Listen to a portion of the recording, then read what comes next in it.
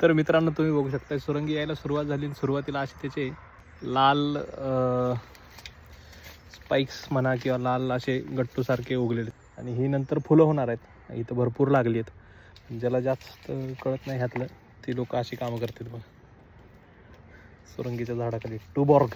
तर आता सुरंगीला फुलं यायला सुरुवात झालेली आहे आणि सुरंगीची फुलं ही सेसाईल असतात. सेसाईलला मराठीत शब्द नाहीये. सेसाईल म्हणजे ज्याला देठ नसतो किंवा अतिशय लहान असतो, म्हणून ही फुलं सरळ फांदीवर किंवा खोडावर आलेली दिसतात. सुरंगीच्या झाडामध्ये नर आणि मादी ही वेगवेगळी झाडं असतात आणि ही फुल झाडांमधील एक दुर्मिळ फेनॉमेनन आहे, याला आपण असं म्हणू शकतो, ज्याला इंग्लिशमध्ये क्रिप्टिक डायोसी असं सुद्धा म्हणलं जातं. दिसायला फुलं कधी कधी द्विलिंगी वाटतात, पण ती फंक्शनली नर किंवा मादीच असू शकतात. त्यामुळं फुल हे एकत्र असते किंवा नर आणि मादी एकत्र आहे असं जरी वाटलं तरी ते तसं नाहीये. आणि सुरंगीची फुलं ही शक्यतो खूप सुगंधी असतात. जी जास्त सुगंधी आहेत ती मेल फुलं असतात, कारण मेल पार्ट जो आहे फिमेल फुलावर जायला पाहिजे किंवा पॉलिनेशन व्हायला पाहिजे, त्याच्यासाठी हे असं अरेंजमेंट असतं एक रिजनरेशनसाठी, सो दॅट पॉलिनेटर्सला अन्न, खाद्य किंवा बाकीच्या गोष्टी मिळतील आणि ह्या झाडाला एक परागी भवन होण्यासाठी किंवा रिजनरेशन होण्यासाठी मदत होईल. तर हा जो निसर्गातला सिम्बायोटिक इफेक्ट आहे तो आपल्याला इथं बघायला भेटतो. तसंच अजून एक झाड असतं सुलतान चंपा म्हणून, पण